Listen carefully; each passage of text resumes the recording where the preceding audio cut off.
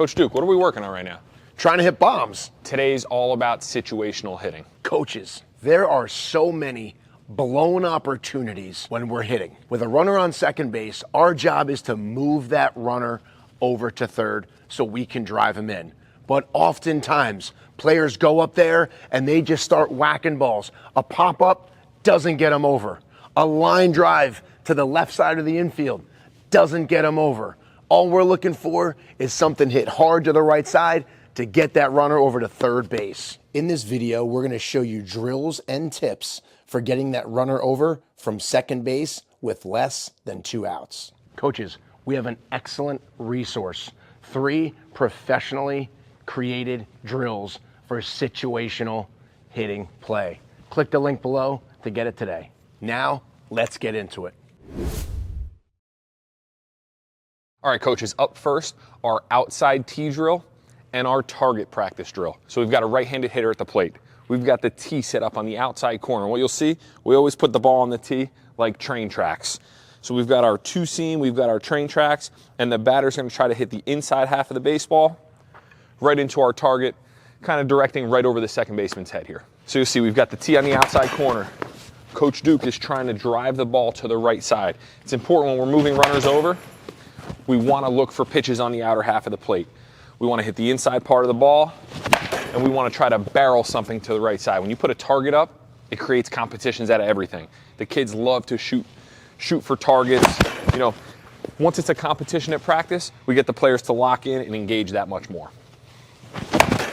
But Coach Steve, what happens when you see players that kind of collapse and kind of guide the ball and kind of baby the ball to the right side? That's a great question. So a lot of players get up there and they try to aim it, or they try to push it, and they end up hitting little foul balls or little pop-ups to the first baseman. The only thing we're doing here is we're looking on the outer half of the plate, and we're trying to time this up to drive it to the right side of the field. Now, what the right side of the field means is anything from really that back left red pole to the right side of the shortstop is going to advance the runner. So it doesn't mean we have to flick something or guide it to first base or second base. We're really looking from the dead center, maybe a shade towards left center, to that right center field gap, and we're trying to hammer something that way. It's more of a timing thing and an approach thing than a guiding it and trying to place it. All right, coaches, drill number 2, situational batting practice. We're doing the exact same thing we just focused on off the tee. We've still got our target set up, but now we've got a coach either front tossing or throwing batting practice. Again, use a target in the cage. For today, we're going to be using the hit tracks as well to really get a good visual of where the ball's going. But if you're able to do this on the field, have your players pick out targets. Anything from dead center to right center, shooting line drives over the second baseman's head. Make sure they're hitting with an approach. And our situational BP is runner on second, nobody out, and our job is to get that runner to third base.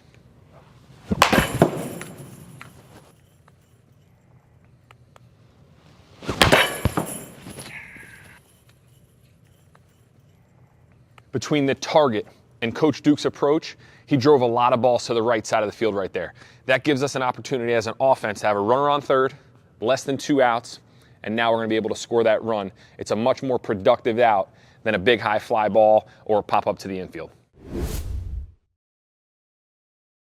This drill is called the barrel control drill, and right here we're using the split grip, and we're going to use the mini bat. Short bat, it's called. So Coach Steve's gonna toss some front toss. All I'm gonna do is control my barrel, work on really keeping my hands inside the ball, and I'm just gonna try to hit actually some ground balls off the bottom of the L screen. Then the balls are slowly gonna start elevating. But it's to get some good barrel control, get it on the ball, teaching the kids how to stay inside it, and hit the ball to the right side.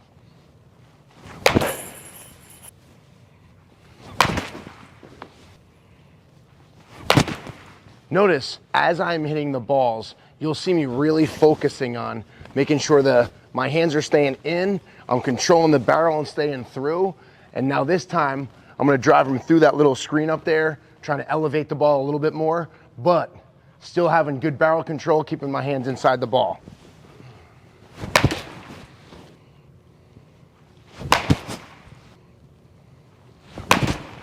So again, this drill, we're using the split grip. You can get it at Zone Dot Store. It's an awesome bat. You can go long or you can go short. Using a short bat allows you to let the ball travel deeper with your hands, forcing you to stay inside so you don't get a long swing. You're not getting out in front and casting around it. It's forcing you to let that ball travel, get deeper in the zone, and work on staying inside and through it. All right, coaches, the pitch recognition drill. This drill is great because it teaches your players, one, how to understand the strike zone, and two, what pitches to look for in certain situations. So you look on the ground here, we've got 6 balls lined up across home plate.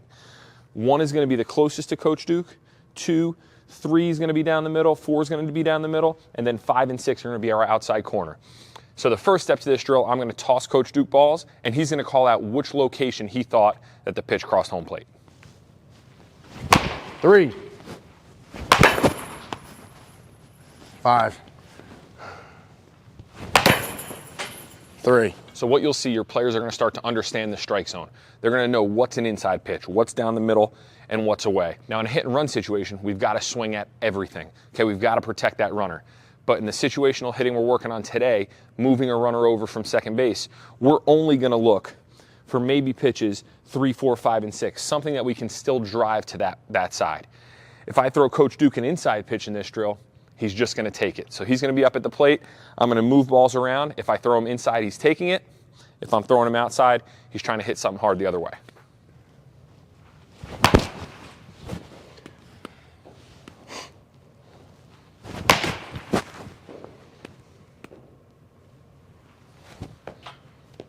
So coaches, pitch recognition drill. Line up 6, you can even line up 7 balls if your players are a little bit older. Get them to understand the strike zone. Pitches 1 through 6. What's inside, what's middle, what's outside.